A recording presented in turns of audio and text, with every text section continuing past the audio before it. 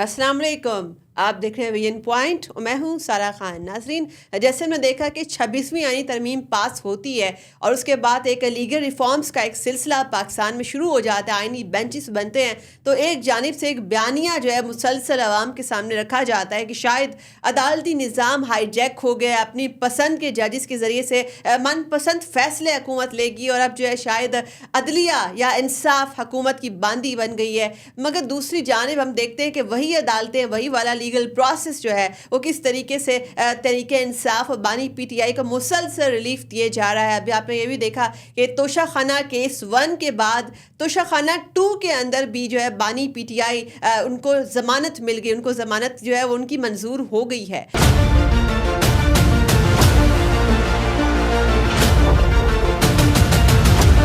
और उसके पहले आपने देखा है कि बुशरा बीबी जो हैं वो भी इस वक्त ज़मानत के ऊपर हैं। तो 9 मई के ऊपर भी आप देखें कि उस तरीके से एहतसाब नहीं हुआ। 9 मई के हवाले से भी अदालतों ने बहुत ज़्यादा रिलीफ दिया, उस तरीके से एक प्रेसिडेंट जैसे सेट होनी चाहिए थी वैसे नहीं हुई। तो अगर जो है अदालती फ़ैसले आपके हक़ में आते हैं तो वो वाला जो अदालती निज़ाम है, वो वाले जो जजेस हैं वो ठीक हैं, लेकिन अगर अदालती फ़ैसले आपकी अकाउंटेबिलिटी करते हैं, आपको अगर आपका मुहासबा उस तरीके से मेरिट पे करते हैं तो उस जो है वो कॉम्प्रोमाइज हो जाते हैं। ये बात जो है लोगों को समझ नहीं आ रही। और दूसरी बात ये कि सबसे पहले जिस जमात ने आईनी बेंच के सामने जो है अपना मुद्दा रखा था और नए आईनी बेंच का जो तश्कील का जो फ़ायदा उठाते हुए जस्टिस साबका चीफ जस्टिस फ़ाइज़ ईसा के सामने प्ली रखी थी कि जो है आप जो है हमारा मुकदमा नहीं सुन सकते मज़ीद मखसूस नशिस्तों वाला कि अब तो आईनी बेंच सुनेगा, वो भी तो यही जमात थी जो कि सबसे पहले 26वीं आईनी तरमीम की मुखालफत कर रही थी। तो अब ये देखना होगा कि आपका नैरेटिव, आपका बयानिया एक जानिब तो जो है बहुत ज़्यादा अदलिया के ऊपर तनकीद के नश्तर चलाने के ऊपर इस्तेमाल होता है, दूसरी जानिब यही अदालती निज़ाम जो है वो आपको रिलीफ भी देता है। अभी ये भी देखना होगा कि क्या ये टाइमली है, इज़ इट टाइमली कि आप इतना ज़्यादा खुश हो जाएं और ये इतना पायदार सस्टेनेबल हो सकेगा। इसके ऊपर जैसे कि खुशियाँ मनाई जा रही हैं और जैसे कि इसके ऊपर शायद मिठाइयाँ भी तकसीम की जा रही हैं, तो उस तनाजुर में देखना होगा कि 190 मिलियन पाउंड केस की जो समाअत है उसके ऊपर हाई कोर्ट ने ख़ास तौर पर जो है वो इनकी ज़मानत रिजेक्ट की हुई है और उसके हवाले से सज़ा यकीनी नज़र आ रही है। चूँकि आपने देखा होगा कि सादा सीधा केस बनता है। 190 मिलियन पाउंड पाकिस्तान के कौमी ख़जाने में एंटर करने की बजाय, उसमें जमा कराने की बजाय जो है वो कहीं और खुर्द बर्द किए गए और एक आपस का जो लेन देन किया गया उसके जेवरात के बदले, कुछ जो है वो हीरे जवाहरात के बदले में 190 मिलियन पाउंड जो है वो वाली उसकी खुर्द बर्द हमें नज़र आती है। तो एक सीधा सादा सा केस है जिसके ऊपर जो है सज़ा वो बड़ी यकीनी नज़र आती है। इसके अलावा 9 मई के 5 ऐसे मुकदमात हैं जिसके ऊपर जो है बानी पीटीआई वो जुडिशल रिमांड के ऊपर हैं और उसके ऊपर भी जो है अभी अदालतों ने मज़ीद फैसले करने, उसकी समाअत भी होनी है, जिसके ऊपर ये भी सामने बात नज़र आती है कि चूँकि 9 मई के हवाले से एक प्रेसिडेंट सेट करना जो भी हमारे अदालती निज़ाम के लिए एक बहुत बड़ा चैलेंज बन गया हुआ है, तो उसके ऊपर भी जो है अदालतों को बड़ा गौर व फिक्र करके किसी नतीजे के ऊपर पहुँचना होगा, जो कि लगता है कि वो लाजमी पहुँच भी जाएंगे। एक और बात जो बड़ी वाज़ेह नज़र आती है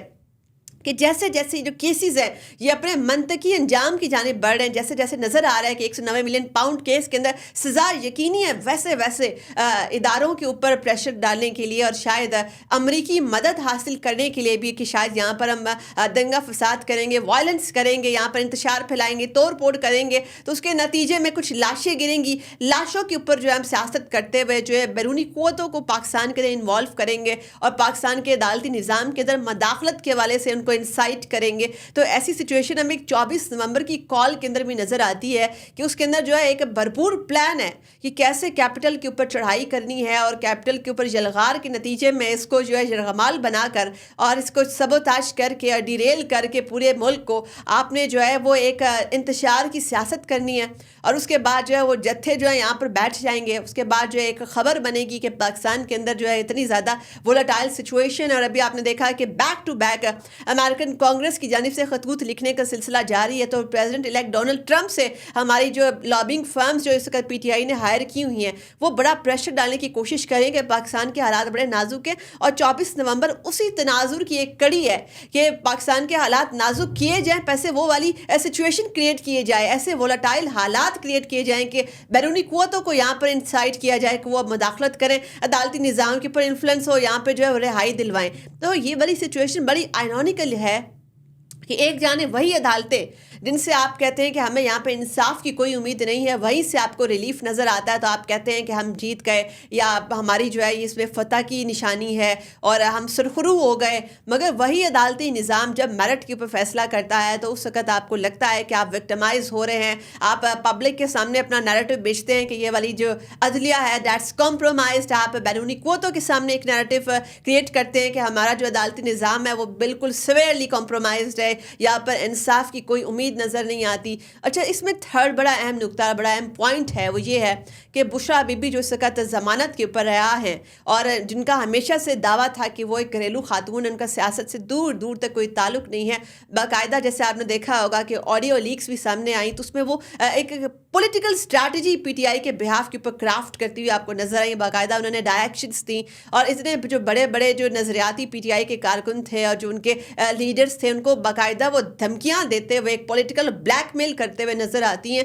इस किस्म का जो सियासी ब्लैकमेल है वो वही कर सकता है जिसका सियासत में कोई तजर्बा ना हो, जिसको एक कारकुन की सियासी जुदोजहद के बारे में कुछ पता ना हो, जिसको जो है ये ज़मीनी हक़ाइक़ के बारे में, आपके जो सोसाइटल डायनामिक्स हैं, जो पॉलिटिकल रियलिटीज़ हैं उनके बारे में कुछ पता ना हो। तो ऐसे किस्म की धमकियाँ, ऐसा पॉलिटिकल ब्लैकमेल जो है ऐसी शख्सियत के सामने से नज़र आता है जैसे कि बुशरा बीबी धमकियाँ देती हुई नज़र आई। और एक बहुत ही अनरियलिस्टिक तरीन है, उन्होंने एक पिक्चर पेंट की और कहा कि जी कैसे 5,000 तो कोई 10,000 कारकुन जो है वो इस्लामाबाद की जानिब लेकर जाएंगे, जो कि तकरीबन तखमीना अगर हर एमएनए और एमपीए के साथ जो आने वाले कारकुन उनका लगाएं तो ये कोई 50-60 करोड़ का टोटल बिल बनता है। तो चूँकि ट्रांसपोर्टेशन और उनकी रहाइश, यहाँ पर रुकना वगैरह सारा कुछ मिला के तो इतनी ज़्यादा भारी फंडिंग ये कहाँ से आएगी, इस हवाले से लॉजिस्टिक्स कैसे मैनेज होंगे। और इसके अलावा ये कि आपने देखा कि सर्दी का महीना है, आपके लिए बहुत सारी सिचुएशन जो है वो वोलेटाइल हो सकती है। आपकी जो यहाँ पर रुकने का इंतज़ाम ना होने की वजह से कैसे लोग बीमार पड़ सकते हैं और उनके लिए फिज़िकली भी वायबल बिल्कुल भी सिचुएशन नहीं है। और इतनी बड़ी यानी कि इतनी शॉर्ट नोटिस के ऊपर इतनी बड़ी कॉल देना नज़र नहीं आता कि शायद उनका वाकई में प्लान है भी कि नहीं, कि चूँकि फिजिबल नहीं है, फिजिबिलिटी स्टडीज़ के ऊपर नहीं हुई, कोई प्लानिंग नहीं हुई, कोई लॉजिस्टिक्स नहीं है, तो शायद 24 का जो नाम लिया गया है कि इस तारीख को हम ये कुछ करने वाले हैं, वो सिर्फ़ और सिर्फ इदारों को डराने के लिए, बैरून ममालिक की मदाखलत पाकिस्तान में इंसाइट करने के लिए ये कॉल दी गई है। और सिर्फ जो है इसका मकसद पहले से प्रेशर टैक्टिक्स है ताकि जो अदालती निज़ाम है, अदालती फ़ैसले हैं और जो इंसाफ का पलड़ा इस वक़्त जैसे कि जो भारी है इस वक़्त, तो पीटीआई के डेफिनेटली वो हक़ में नहीं जा रहा,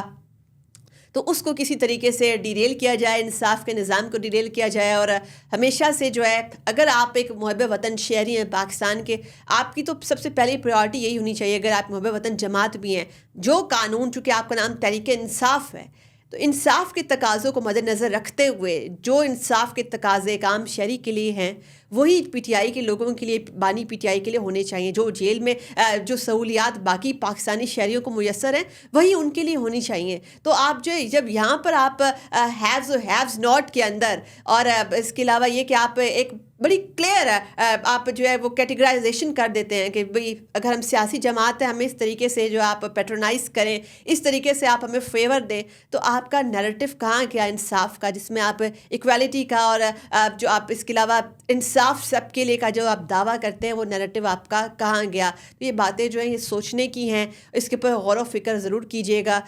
मज़ीद तबसरों के लिए, तर्जीहों के लिए देखते रहिए वीएन पॉइंट।